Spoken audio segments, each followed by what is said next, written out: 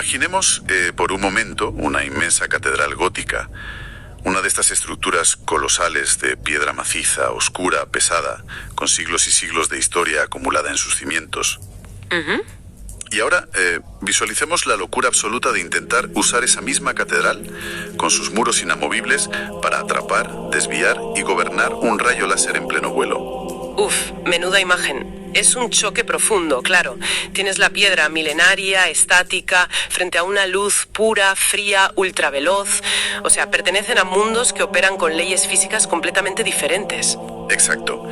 Y esa colisión monumental entre lo antiguo y lo inmediato es exactamente lo que ocurre en los materiales que traemos al análisis a fondo de hoy. Un documento que, francamente, trae muchísima tela que cortar para quienes nos escuchan. Ya lo creo que trae tela. Hablamos de un texto dividido en dos partes, escrito a finales de mayo de 2026 por el filósofo Gabriel Villaboy Llana desde La Habana para su canal Codex Nazareno. Y el núcleo de este análisis es, que el autor disecciona la primera encíclica del Papa León XIV, que se titula Magnifica Humanitas, lanzada apenas unos días antes de esos textos, a mediados de mayo.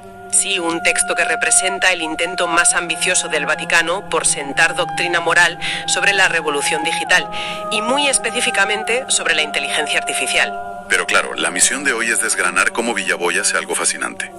Porque no hace una crítica normal, sino que utiliza la propia IA, a Claude, para desnudar las contradicciones filosóficas del texto papal.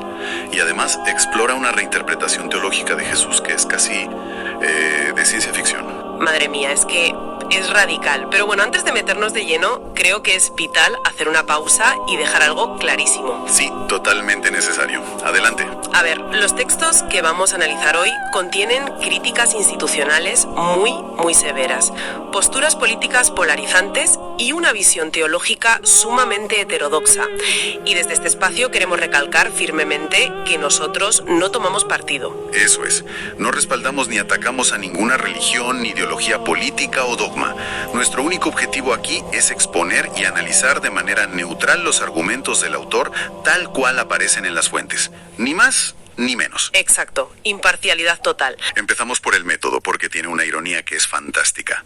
El autor Villaboy confiesa que se pasó horas leyendo e intentando digerir las advertencias del Papa sobre los peligros de la IA. Y al final, agotado, ¿qué hace? Pues le pasa la pelota a la máquina. Utiliza a Claude para auditar un texto sobre los peligros de la propia tecnología que Claude representa. ¡Qué locura! O sea, usa el peligro para analizar la advertencia sobre el peligro. Tal cual. Le dice a la IA que asuma el rol de un experto en teología dogmática y en historia de la Iglesia, y le pide que busque grietas argumentales. En cuestión de minutos, la IA le devuelve un análisis estructural que a un teólogo humano le habría llevado semanas. Pero, a ver, me cuesta un poco asimilar esto.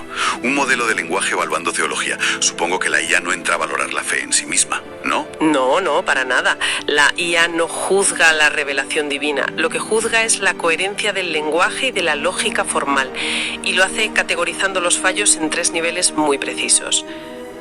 Cuéntame. Primero marca las contradicciones, es decir, 2 cosas que se excluyen lógicamente y no pueden ser ciertas a la vez.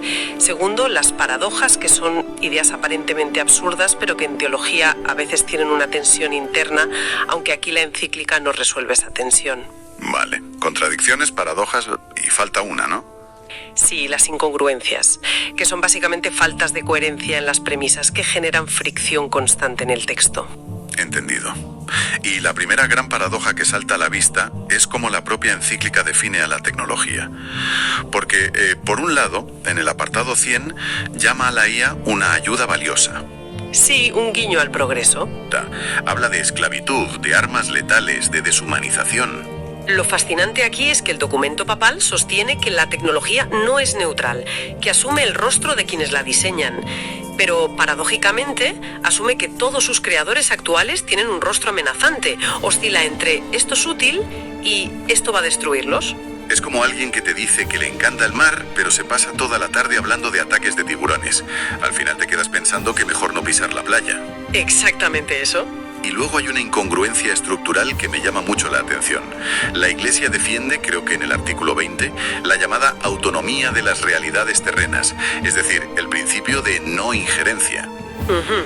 Que ellos no se meten en temas puramente técnicos o civiles, ¿sí? Pero Luego, más adelante, en el artículo 142, la IA detecta que la encíclica dicta normas precisas sobre algoritmos, mercados financieros e incluso sobre la edad adecuada para usar smartphones. ¿No es eso una contradicción de manual? Es una fricción monumental, sí. La Iglesia utiliza ese principio de no injerencia como una especie de coartada elegante, ¿sabes? Dicen que respetan la autonomía del mundo para, renglón seguido, saltárselo por completo. O sea, microgestionan la moral del diseño tecnológico. Exacto. Pasan de la teología abstracta a dictar a qué edad un chaval debería tener un móvil. La máquina pilla esa desconexión al vuelo. Claro.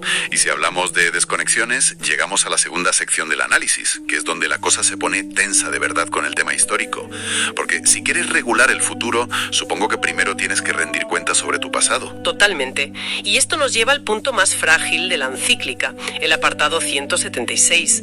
León XIV hace algo histórico y pide perdón porque la Iglesia toleró la esclavitud durante siglos. Pero a ver, haciendo de abogado del diablo un momento. ¿No es normal que las instituciones tarden en evolucionar? Al menos están pidiendo perdón, ¿no? ¿Es un paso adelante? A ver, el perdón está muy bien. El problema filosófico, la contradicción insalvable que detecta la IA, viene justo en la frase siguiente. El Papa afirma que, a pesar de todo, siempre ha existido una continuidad en la convicción de la Iglesia sobre la dignidad humana. Ah, vale. O sea, piden perdón por haber permitido la esclavitud 18 siglos, pero dicen que en el fondo siempre creyeron en la dignidad de todos. Exacto. Y lógicamente eso no se sostiene. Si toleras la esclavitud durante 1800 años, no puedes afirmar una continuidad ininterrumpida de tu convicción sobre la dignidad. O esa convicción era totalmente inerte y no servía para nada, o esa continuidad histórica es una invención retrospectiva. Una pirueta retórica para no perder la autoridad moral, básicamente. Eso es. Y para entender de dónde viene esta necesidad de legislar sobre la sociedad, hay que recordar que Magnifica Humanitas se enmarca en un aniversario importante, el 135 aniversario de Rerum Novarum, de León XIII. Claro, la gran encíclica social de los trabajadores. Sí, ha habido toda una evolución del magisterio social. Pasamos por Pío XI, hablando de las estructuras de pecado, luego Juan Pablo II centrándose en la dignidad del trabajo, y el Papa Francisco con la ecología integral en Laudato Si. Aquí es donde se pone realmente interesante, fíjate, porque León XIV intenta dar el siguiente paso y aplica el concepto de subsidiariedad a empresas tecnológicas transnacionales, pidiendo un desarme de la IA análogo al desarme nuclear. Sí, pero el autor marca que lo hace con muchísimos puntos ciegos. Es un texto con una evidente falta de perspectiva de género y además es tremendamente eurocéntrico. ¿En qué sentido eurocéntrico? Pues que ignora por completo cómo ven la tecnología y la conciencia otras filosofías, como el budismo, el islam o las tradiciones africanas. Y lo peor de todo, carece del rigor empírico que Francisco sí usó en sus textos ecológicos. Aquí hay mucho miedo a la IA, pero poco dato contrastado. Ya, y hablando de exigir responsabilidad a gigantes tecnológicos transnacionales, Villaboy señala una simetría de poder brutal, una especie de hipocresía sobre no aplicar ese mismo rasero dentro de los propios muros del Vaticano. Totalmente. Y el análisis se centra en el artículo 89, sobre los bienes eclesiales. La encíclica sugiere que la Iglesia debería volver al modelo del cristianismo primitivo. Ya sabes, Hechos de los Apóstoles 4:34, poniendo todo en común para que no haya necesitados. Pero lo sugiere con una fórmula muy concreta, ¿no? Sí, dice que los recursos están llamados a ser bienes comunes. Y aquí es donde entra el filósofo Paul Ricoeur, que llamaba a este tipo de lenguaje una promesa sin performatividad. Promesa sin performatividad. Qué buena expresión. Es magistral. Significa usar una vaguedad magisterial inmensa para en el fondo no comprometerse a nada. Exigen auditorías independientes, estrictas y externas a las Big Tech, pero para las cuentas de la Iglesia solo piden evaluaciones regulares. Claro. Es como si yo le exijo a una empresa que publique todas sus cuentas mañana, bajo amenaza de multa, pero digo que mis propias finanzas están llamadas a ser transparentes algún día en el futuro. Es escurrir el bulto descaradamente. Exactamente. Ni una palabra de reformar el Banco Vaticano o de obligar a las diócesis ricas a transferir fondos a las más pobres. Y el autor contrasta este populismo dogmático de León XIV con papas anteriores. Sí, lo contrasta con Francisco, ¿verdad? Sí, porque León XIV tiene tiene reuniones con el rey de Inglaterra o el príncipe de Mónaco y usa helicópteros hacia Castel Gandolfo, mientras que Francisco vivía modestamente en Santa Marta. E incluso el texto hace una mención bastante siniestra a Juan Pablo I. El papa que duró 33 días. Ese mismo. Villavoy sugiere que su muerte prematura estuvo ligada a sus intentos de reformar verdaderamente la banca vaticana. Es decir, que el poder institucional siempre aplasta el intento de volver a ese cristianismo primitivo. Tirar de la manta a ese nivel tiene tela. Pero fíjate que hasta aquí estamos hablando de una crítica política o institucional dura, pero dentro de lo terrenal. La cosa cambia en la segunda parte de los textos. Vaya que sí cambia. Porque aquí el autor entra en la disonancia teológica. Para él, la Iglesia actual no tiene absolutamente nada que ver con el Jesús real que él interpreta en su Códex Nazareno. Y es una visión, repito para quienes nos escuchan, radical y muy heterodoxa. Radical es quedarse corto. Para Villavoy, Jesús no es Dios en el sentido católico tradicional. Lo define como una conciencia enviada de otros mundos que se encarnó en un primate genéticamente modificado. Madre mía, primate genéticamente modificado. Es que suena a película de ciencia ficción pura. Sí. Y la premisa del autor es que ese reino cósmico del que proviene Jesús ya conocía e incluso había superado eones atrás tecnologías tan avanzadas como la propia inteligencia artificial. O sea que para este Jesús cósmico, la IA de Silicon Valley sería como, no sé, jugar con un ábaco de madera. Literalmente. Y el conflicto histórico que plantea el autor se basa en el choque entre Pedro y Pablo. Villavoy acusa a Pablo de Tarso de ser el verdadero fundador del catolicismo, desviándolo todo. ¿Desviándolo hacia dónde? Hacia una teología del miedo y del terror. Pablo introduce el pecado original, la culpa y la necesidad de una obediencia ciega a una jerarquía que te perdone. Para el autor, esto destruye las enseñanzas originales de liberación de Pedro y Jesús. Llega a cuestionar incluso la visión de Pablo en el camino a Damasco, ¿verdad? Sí, plantea dudas de si realmente fue Jesús quien se le apareció a Pablo o si fue una fuerza manipuladora contraria.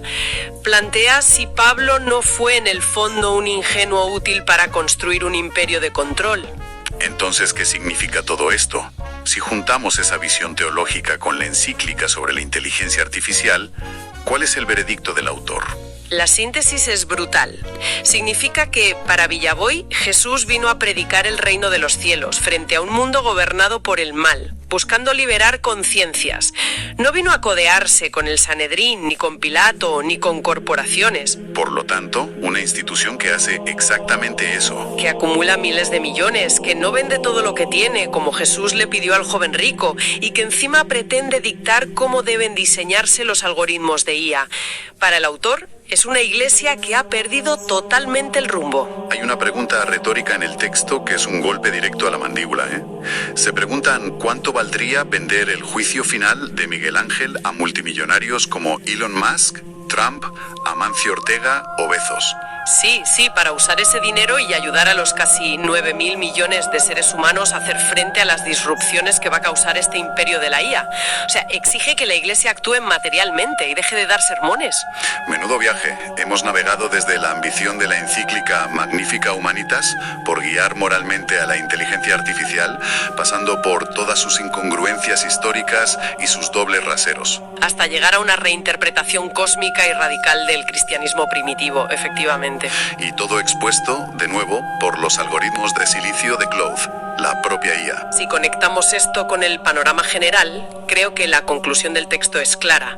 Estamos presenciando el choque frontal entre instituciones de 2 milenios de antigüedad que basan su autoridad en el misterio y el dogma. Instituciones opacas, sí. Intentando gobernar desesperadamente a unas tecnologías de silicio que se basan en el puro y duro procesamiento transparente de datos. Es la catedral contra el láser. Pues con esa imagen nos quedamos. Y para despedirnos hoy me gustaría lanzar una última idea provocadora. Las IAs del futuro continúan evolucionando como herramientas de análisis, libres de reverencias dogmáticas. ¿Podría la inteligencia artificial convertirse, irónicamente, en el mayor auditor teológico y ético al que las religiones milenarias jamás se hayan enfrentado? Forzándolas a una transparencia que la historia nunca logró exigirles. Exacto. obligando a las instituciones sagradas a ser lógicamente impecables si quieren seguir guiando a la humanidad. Ahí lo dejamos.